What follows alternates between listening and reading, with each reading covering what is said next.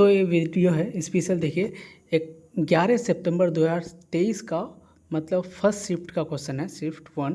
तो आप यहाँ पे देखिए प्रीवियस क्वेश्चन है, कितना इजी पूछता है। देखिए उत्तम शिक्षण है तो है ना, पेशेवर चरित्र का या फिर पर्याप्त आंतरिक का है या फिर योजना बंध क्रिया या फिर उपरोक्त सभी। तो इसका जो आंसर होगा वो ऑप्शन नंबर यहाँ पे क्या हो जाएगा, ऑप्शन नंबर यहाँ पे डी हो जाएगा। और ये जो PDF हम लिए हैं वो टीचिंग अड्डा से लिए हैं, टीचर अड्डा से। देखना ये फुल क्रेडिट उसी को जाता है, ये टीचर अड्डा का हम PDF को गूगल से उठाए हैं, ठीक है।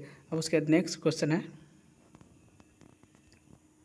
देखिए उसके बाद नेक्स्ट क्वेश्चन है, शिक्षक शिक्षार्थी की समस्या समाधान करता है तो मनोवैज्ञानिक शिक्षण से या उपचारात्मक शिक्षण से या फिर औपचारिक शिक्षण से या अनौपचारिक शिक्षण से। तो बताइए इसका आंसर क्या होगा। तो इसका जो आंसर होगा क्या हो जाएगा, वो औपचारिक शिक्षण से हो जाएगा। क्या हो जाएगा, सॉरी उपचारात्मक शिक्षण से। ऑप्शन नंबर यहाँ पे बी हो जाएगा। उसके बाद नेक्स्ट क्वेश्चन है, अधिगम है। अधिगम क्या है, सक्रिय है, निष्क्रिय है या स्थिर है या फिर अवलोकन है। तो जो यहाँ पे अधिगम है ना, वो क्या कैसा है, अधिगम एक सक्रिय होता है। क्या होता है, एक्टिव प्रोसेस होता है, याद रखना है। अधिगम क्या होता है, एक्टिव प्रोसेस होता है। उसके बाद नेक्स्ट क्वेश्चन है, यहाँ पे देख सकते हैं ये टीचर अड्डा का ये है, उद्देश्य है व्यापक लक्ष्य या परियोजन या फिर विशिष्ट कथन या लक्ष्य प्राप्ति हेतु लिए गए कदम या फिर उपरोक्त में से कोई नहीं। तो इसका जो आंसर होगा वो ऑप्शन नंबर यहाँ पे क्या हो जाएगा, वो ऑप्शन नंबर यहाँ पे सी हो जाएगा। क्या हो जाएगा, ऑप्शन नंबर यहाँ पे सी हो जाएगा। तो यहाँ पे ऑप्शन नंबर यहाँ पे सी हो जाएगा। उसके बाद सॉरी उसका आंसर मिसिंग हो गया। तो उद्देश्य क्या है, तो व्यापक लक्ष्य या प्रायोजन हो जाएगा। सॉरी ऑप्शन नंबर ए हो जाएगा। उसके बाद नेक्स्ट क्वेश्चन है, भावात्मक क्षेत्र प्रतिबिंबित नहीं होता है तो 40 मिनट की कक्षा में या फिर एक पाठ में या एक उप विषय में या फिर उपरोक्त में से सभी। तो 105 का जो आंसर हो जाएगा वो ऑप्शन नंबर यहाँ पे डी हो जाएगा, उपरोक्त में से सभी हो जाएगा। उसके बाद नेक्स्ट क्वेश्चन है, क्वेश्चन नंबर 106 है, सबसे कम आकर्षक शिक्षण विधि है। सबसे कम आकर्षक शिक्षण विधि कौन सा है, तो व्याख्यान होगा या फिर कार्यभर होगा या परियोजना होगा या संगोष्ठी होगा। तो बताइए इसका आंसर क्या होगा। तो 106 का जो आंसर होगा वो व्याख्यान होगा, लेक्चर हो जाएगा।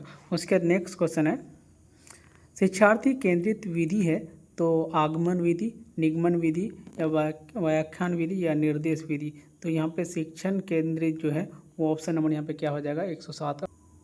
तो इसका जो आंसर होगा वो ऑप्शन नंबर यहाँ पे ए हो जाएगा, आगमन विधि हो जाएगा।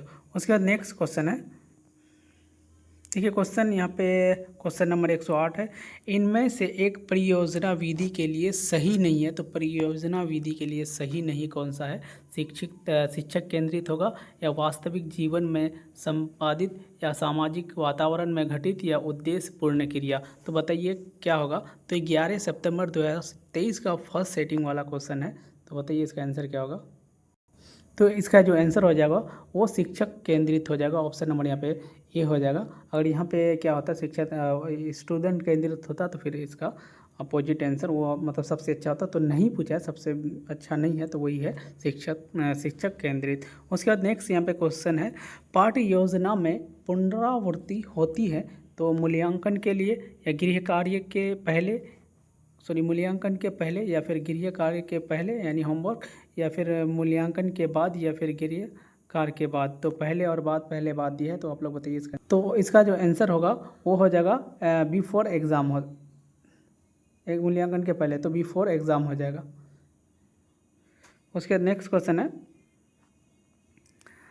क्वेश्चन नंबर 10 है, पाठ्य योजना तैयार करने में पहला चरण होता है पाठ्य सामग्री का चयन करना, या फिर ऑप्शन नंबर यहाँ पे बी है उद्देश्य निर्माण करना, या फिर परिचय के प्रश्न तैयार करना, या उप विषय का दोहराव।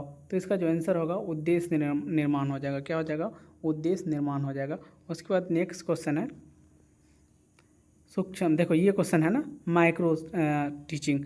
तो में कौन सा चरण शामिल है, तो ज्ञान प्राप्ति की स्थिति या कौशल अधिग्रहण की स्थिति या फिर अंतरण स्थिति या उपरोक्त उपयोग में से सभी, ऑल ऑफ दिस। तो बताइए इसका आंसर क्या होगा। यहाँ पे जो आंसर होगा वो ऑप्शन नंबर यहाँ पे डी हो जाएगा, उपयोग में से सभी हो जाएगा।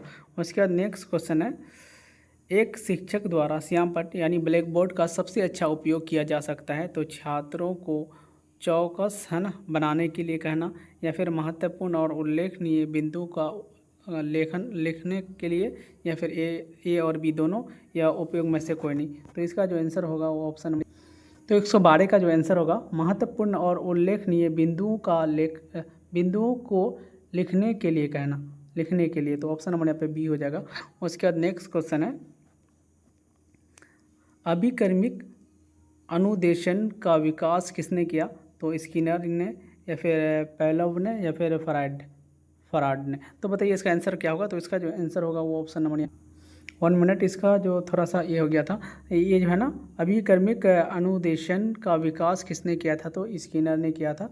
उसके बाद नेक्स्ट क्वेश्चन है, क्वेश्चन यहाँ पे को थोड़ा वीडियो फंस गया था जिसके कारण, प्रगतिशील कक्षा पारिस्थितिकी तंत्र में बच्चों को देखा जाता है निष्क्रिय अनुकरणकर्ता, या फिर सक्रिय अनुकरणकर्ता, या फिर सक्रिय अन्वेषण। तो इसका जो आंसर हो जाएगा वो ऑप्शन नंबर यहाँ पे सी हो जाएगा। क्या होगा? ऑप्शन नंबर यहाँ पे सी हो जाने वाला है। उसके बाद नेक्स्ट क्वेश्चन है, शिक्षार्थी है ना, शिक्षार्थी केंद्रित शिक्षा का प्रमुख सिद्धांत है करके सीखना, मतलब डूइंग लर्निंग हो जाएगा, या नकल करके, या फिर लिख के सीखना, या उपयोग में से कोई नहीं। तो इसका जो आंसर होगा वो ऑप्शन नंबर ये हो जाएगा, करके सीखना हो जाएगा। उसके बाद नेक्स्ट क्वेश्चन है, पाठ्य पुस्तक का उद्देश्य होना चाहिए तो किसी विशेष विषय में पाठ्यक्रम के शिक्षण और सीखने का मार्गदर्शन, या सोचने की क्षमता को कम करना तो होगा नहीं। तो इसका जो आंसर होगा वो ऑप्शन नंबर यहाँ पे ए हो जाएगा। उसके नेक्स्ट क्वेश्चन है, विश्वविद्यालय का पुस्तकालय बजट पारित किया जाता है तो सीनेट द्वारा, या कार्यकारी परिषद, या फिर अनुसंधान परिषद, या फिर अकादमिक परिषद। तो बताइए इसका आंसर क्या होगा? तो यहाँ पे जो आंसर होगा वो होगा कार्यकारी परिषद के द्वारा किया जाता है। ऑप्शन नंबर यहाँ पे बी हो जाएगा। उसके बाद नेक्स्ट क्वेश्चन है, एक अच्छा शिक्षक होना चाहिए, एक अच्छा शिक्षक क्या होना चाहिए? साधन संपन्न और निरंकुश, या फिर साधन संपन्न और सहमागिता, या साधन संपन्न और प्रमुख कला प्रभावशाली, या उपयोग में से कोई नहीं। तो 118 का आंसर होगा वो ऑप्शन नंबर यहाँ पे बी हो जाएगा, साधन संपन्न और सहमागिता, ऑप्शन नंबर बी हो जाएगा। उसके बाद नेक्स्ट क्वेश्चन है,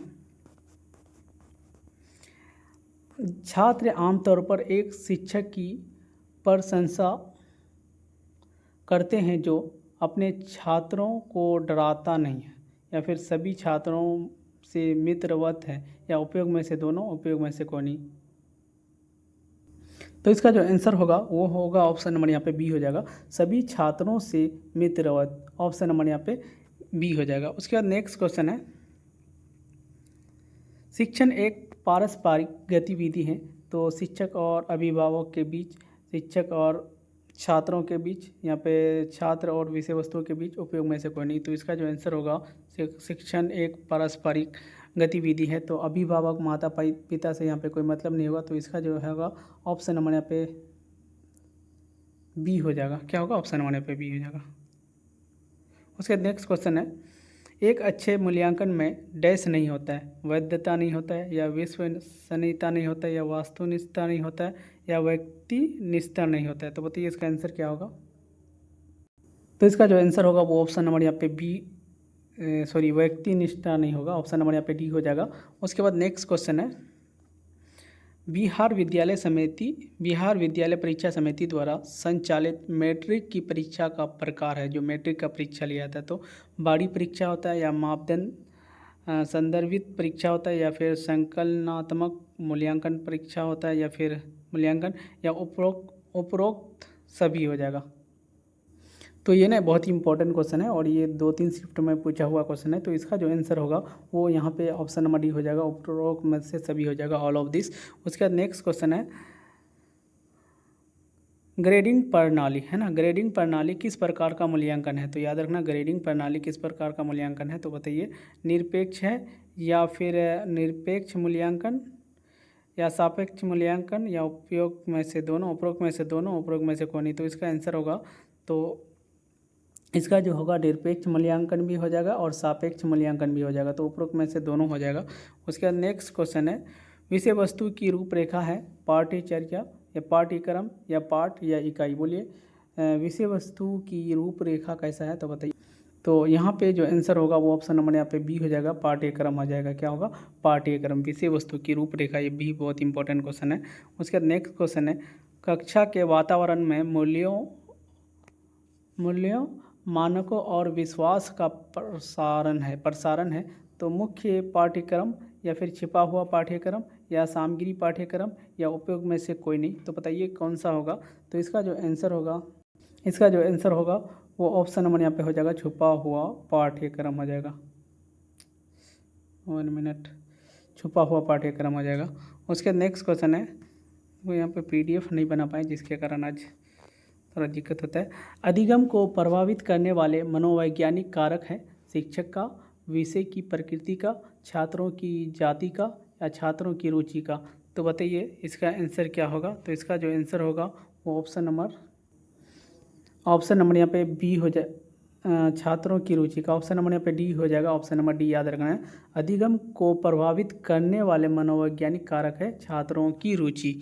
उसके बाद नेक्स्ट क्वेश्चन है, शिक्षण अधिगम प्रक्रिया है सरल से जटिल, मूर्त से अमूर्त। यहाँ पे शिक्षण अधिगम प्रक्रिया मूर्त से अमूर्त या फिर ज्ञात से ज्ञात, उपरोक्त सभी। तो इसका आंसर सभी हो जाएगा, ज्ञात से ज्ञात, फिर वो मूर्त से अमूर्त यहाँ पे। तो इसका आंसर होगा ऑप्शन नंबर यहाँ पे डी हो जाएगा। उसके बाद नेक्स्ट क्वेश्चन है, इनमें से कौन सा कारक शिक्षण अधिगम को प्रभावित नहीं करता है। तो परिपक्वता या फिर तत्परता या अक्षांश का स्तर या फिर भौगोलिक सीमा। तो बताइए इसका आंसर क्या होगा। तो इसका जो आंसर होगा वो ऑप्शन, तो यहाँ पे जो है ना, पहले क्वेश्चन को देखिए, इनमें से कौन सा कारक शिक्षण अधिगम को प्रभावित नहीं करता है। तो यहाँ पे भौगोलिक ये हो जाएगा, सीमा हो जाएगा। उसके बाद नेक्स्ट क्वेश्चन है, स्मरण होना चाहिए, स्मरण है, स्मरक लिख दिया। तो सैद्धांतिक शिक्षण सामग्री, दृष्ट शिक्षण या फिर स्मरण सहायक सामग्री या फिर उपरोक्त सभी हो जाएगा। तो इसका जो आंसर होगा स्मरण सहायक सामग्री हो जाएगा, ऑप्शन नंबर यहाँ पे सी हो जाएगा। उसके बाद नेक्स्ट यानी लास्ट क्वेश्चन है इसका,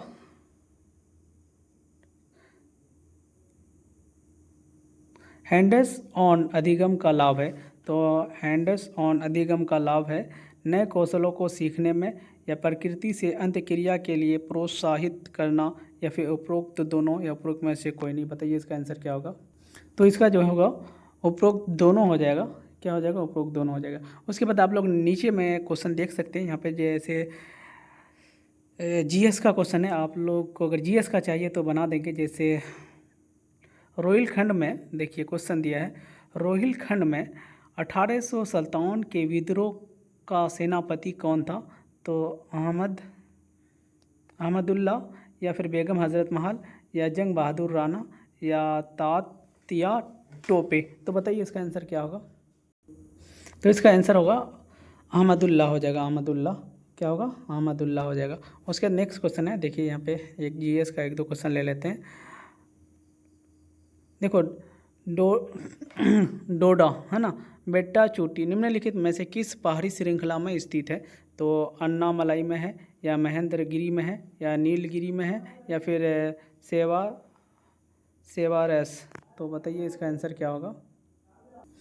तो इसका जो आंसर होगा वो हो जाएगा नीलगिरी में हो जाएगा। क्या हो जाएगा, नीलगिरी में।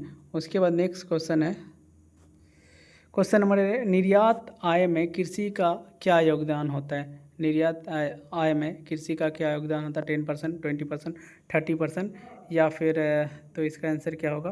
तो इसका जो आंसर होगा वो ऑप्शन नंबर यहाँ पे 10% हो जाएगा। कितना हो जाएगा, 10% हो जाएगा। उसके बाद नेक्स्ट क्वेश्चन है, कुंवर सिंह ने अपना अंतिम युद्ध किस अंग्रेज कप्तान के विरुद्ध लड़ा था। तो डगलस के या फिर लूगार्ड के या महान या फिर आयरे। तो बताइए इसका आंसर क्या होगा। तो इसका जो आंसर होगा वो ऑप्शन नंबर सी हो जाएगा, महान के। उसके बाद नेक्स्ट क्वेश्चन यानी लास्ट क्वेश्चन है, खबरों में रहे बंधन एक्सप्रेस और मैत्री एक्सप्रेस भारत और किस देश के बीच चलती है। तो नेपाल, श्रीलंका, बांग्लादेश या म्यांमार। तो इसका आंसर होगा बांग्लादेश के साथ हो जाएगा। उसके बाद चलो 40 तक आप लोग के साथ करा देते हैं।